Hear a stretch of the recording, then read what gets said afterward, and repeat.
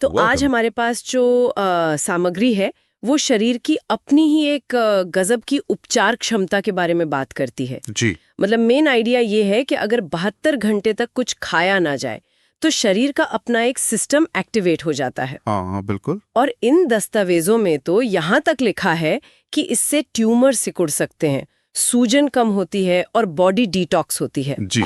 और देखिए, इन स्रोतों के हिसाब से ये सिर्फ भूखे रहना नहीं है, ये शरीर के लिए एक बायोलॉजिकल रीसेट बटन जैसा है। Reset button. हाँ, इसको वो ऑटोफेजी कहते हैं, एक सेलुलर प्रोसेस। ऑटोफेजी, ये शब्द सुना है, इसका मतलब क्या हुआ आसान भाषा में? आसान भाषा में मतलब कोशिकाएं जो सेल्स हैं वो अपने अंदर के पुराने टूटे फूटे या फालतू हिस्सों को खाकर साफ कर देती हैं। खाकर साफ कर देती हैं, अच्छा। हाँ, एक तरह की रिसाइकलिंग समझ लीजिए। कोशिका खुद की मरम्मत करती है। दिलचस्प है।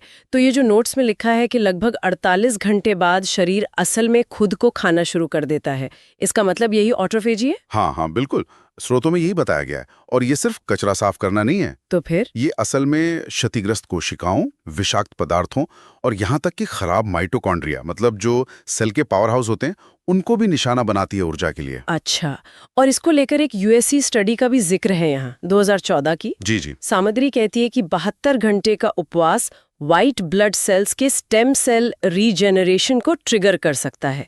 इसे बायोलॉजिकल रीबूट कहा है। हाँ, इसका असल मतलब क्या हुआ इम्यून सिस्टम के लिए? देखिए, इन लेखों के मुताबिक बायोलॉजिकल रीबूट का मतलब है कि शरीर की जो क्षमता है नई स्वस्थ इम्यून सेल्स बनाने की, वो रिन्यू हो जाती है। रिन्यू हो जाती है। हाँ, तो ये सिर्फ डिटॉक्स नहीं है, बल्कि जैसे इम्यून सिस्टम को फिर से जवान बनाना, ऐसा इन स्रोतों का कहना है। वाह, समझ गए। तो अगर कोई इसे ट्राई करना चाहे तो तैयारी कैसे करनी चाहिए? कुछ खास तरीका बताया है इन पेपर्स में? हाँ, तैयारी पर जोर दिया गया है। सुझाव ये है कि सीधे 72 घंटे पर ना कूदें। अच्छा। पहले 2-3 दिन इंटरमिटेंट फास्टिंग करें, जैसे 16 घंटे भूखे, 8 घंटे खाने का विंडो। ठीक है। और साथ में कम कार्बोहाइड्रेट और ज्यादा फैट वाला खाना खाएं। अच्छा, लो कार्ब हाई फैट, क्यों? ताकि बॉडी शुगर की जगह फैट बर्न करने लगे, कीटोसिस में आ जाए। इससे उपवास थोड़ा आसान हो जाता है, ऐसा मानते हैं। ओके, और फास्टिंग के दौरान 72 घंटों में क्या सिर्फ पानी? पानी तो है ही, सादा पानी।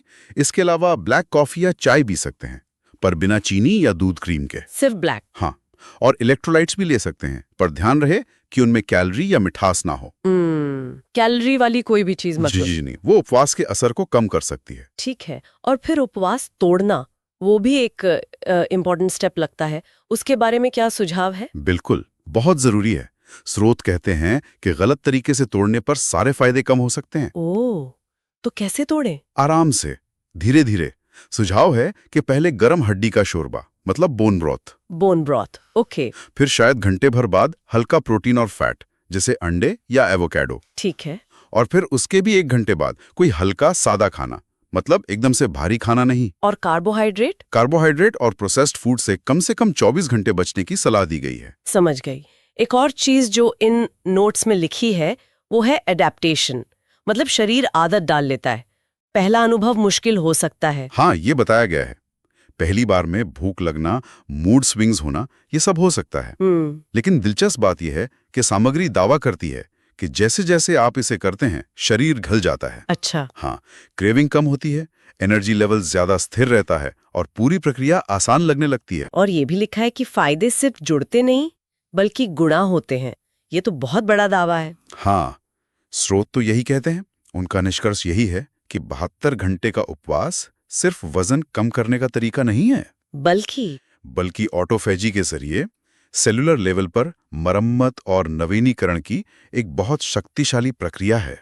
तो संक्षेप में कहें तो इन स्रोतों के अनुसार ये गहरी बायोलॉजिकल प्रक्रिया है जिसके लिए तैयारी चाहिए, अनुशासन चाहिए और सही तरीके से इसे खत्म करना भी जरूरी है। बिल्कुल सही कहा आपने।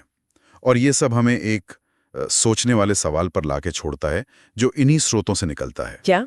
कि यदि शरीर सच में उपवास के इन साइकिल्स के अनुकूल हो जाता है और जैसा कि दावा किया गया है कि लाभ गुणा होते हैं, तो फिर नियमित रूप से बार बार ऐसा उपवास करने का लॉन्ग टर्म में सेल्यूलर हेल्थ और उम्र बढ़ने की प्रक्रिया पर क्या असर पड़ सकता है, उसका संचयी प्रभाव क्या होगा।